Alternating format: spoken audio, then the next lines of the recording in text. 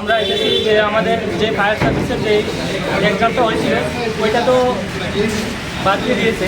তো এখন নতুন করে আমাদের যদি এক্সাম নেওয়া হয় তাহলে এক্সামের নোটিশ কেন দিচ্ছে না? 3 মাস হয়ে গেছে, এখনো পর্যন্ত অফিসিয়াল কোনো এক্সামের ব্যাপারে নোটিশ দিচ্ছে না। আমরা বারবার আসছি, তারপর আমাদের কোনো আশ্বাসও দিচ্ছে না যে অমুক দিন পরীক্ষাটা হবে, তোমাদের 2 মাস পরে হবে বা 1 মাস পরে হবে, এ ব্যাপারে কোনো কিছুই বলছে না। অথচ আমাদের পরে পুলিশের চাকরি ইন্টারভিউটা হলো, ওইটা কমপ্লিট করানো হয়ে গেল। তারপর সিএম স্যার দেখছি যে স্পেশাল এক্সিকিউটিভ নিয়ে কথা বলছে, কিন্তু ফায়ার সার্ভিস নিয়ে কোথাও কোনো কথাই বলছে না সিএম স্যার। ত্রিপুরাতে ফায়ার সার্ভিসে যারা আছে বর্তমানে অনেক শূন্যপদ পড়ে আছে, অনেকে ছুটিও পাচ্ছে না কাজের চাপে, যার জন্য আমরা যুবকরা আছি এখন উপযুক্ত চাকরিটা পাওয়ার জন্য। আমরা এমন না যে উপযুক্ত নয়, আমরা নিজের কোয়ালিটি দিয়ে ফিজিক্যাল কোয়ালিফাই করেছি, তো এর জন্য আমরা বারবার কেন প্রোটেস্ট করতে আসতে হচ্ছে।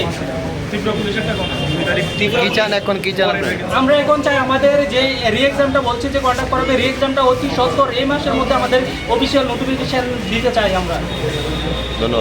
দীর্ঘ 3 বছর থেকে বেশি হয়ে যাচ্ছে সময় ধরে আমরা ফায়ারম্যান এবং ড্রাইভারের 325টা ভ্যাকেন্সি আসছিল। এটার মধ্যে 304টা আসছিল ফায়ারম্যান আর ড্রাইভারের 25টা ভ্যাকেন্সি আসছিল।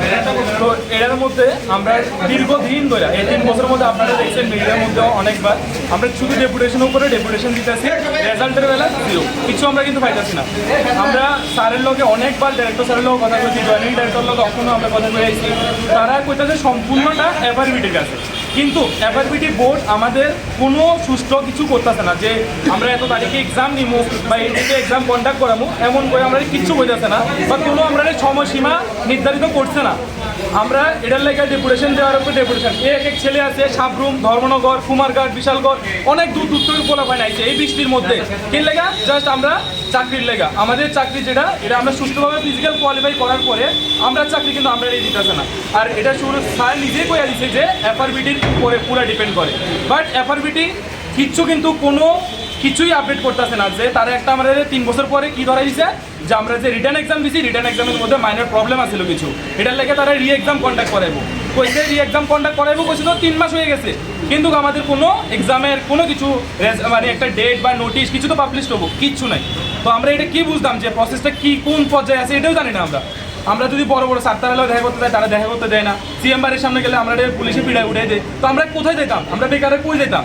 কোন জায়গায় চাইলে আমরা যে চাকরি বা যে কার সাথে কথা বলে আমরা চাকরি পাবো বা আমরা যেটা আমাদের নিজের যেটা আছে যে ফিজিক্যাল আমরা কোয়ালিফাই করছি, এটা লেগে একটা যে আমরা কেড়ে করছি চাকরির লেগা, ওই চাকরিটা আমরা কেমনে পাবো?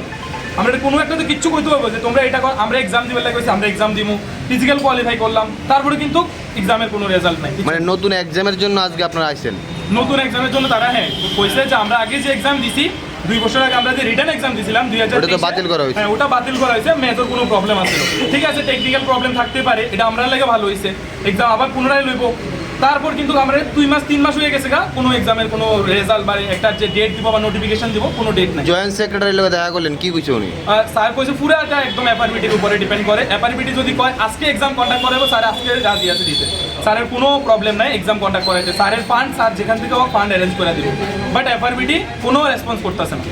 এখন আপনাদের পরবর্তী নেক্সট কি পদক্ষেপ? আমরা বোর্ড চেয়ারম্যানের লগে দেখা করতে লাগবো। আর আমরা যে প্রতিবাদ যে স্যার ছিল, স্যারের লোক আমরা অনেকবার দেখা করছি, বাট আমরা কোনো মানে কিছু আশ্বাস দিতেছে না যে এত এই তারিখে দিব বা ওই তারিখে দিব, আমাদের কিছু করতেছে না। আজকেও তো আপনার আশ্বাস কিছু পেলেন না? না, আজকেও আমরা নিরাশা হয়ে যাইতে লাগতেছে, কারণ স্যার কইছে স্যারের হাতে কিছু নাই, এফআরবিটির হাতে, বাট এফআরবিটি কিছুই করতেছে না। আমরা টোটাল ফিজিক্যাল কোয়ালিফাই করছি 1796 জন, তার মধ্যে আমরা ড্রাইভার 25 জন আছি, আর আমরা ভ্যাকেন্সি হয়েছে তোমার 304 জনের ফায়ারম্যানের একটা ভ্যাকেন্সি বাইরে হয়েছে, তো আর 25 জন ড্রাইভার আছে এটার মধ্যে। তো এই ভ্যাকেন্সির লেগে আমরা এতদিন পর্যন্ত শুধু প্রোটেস্ট করতেছি, 3 বছর ধরে আমরা শুধু ডাইরেক্টরের কাছে আইতাছি, ডেপুটেশন আমরা যাই সিএম বাড়ির সামনে যাইতাছি, বিভিন্ন জায়গাতে আমরা করে লাইছি। টোটাল কতবার রেপুটেশন দিয়েছেন?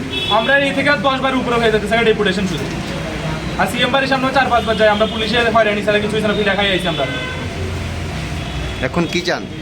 আমরা চাই আমরা যে প্রসেসটা আছে এটা এক্সাম লইলে এক্সাম আমরা সবাই রাজি আছি, এক্সাম দিয়ে সবাই রাজি তো, সবাই এক্সাম দিব, আমরা এক্সাম দিয়ে আমাদের প্রসেসটা যাতে খুব আর্লি অ্যাজ পসিবল কমপ্লিট করা হোক, এটা পূজার আগে করা হোক, আর 2-3 মাসের মধ্যে আমরা এক্সাম যাতে নোটিফিকেশন পাই।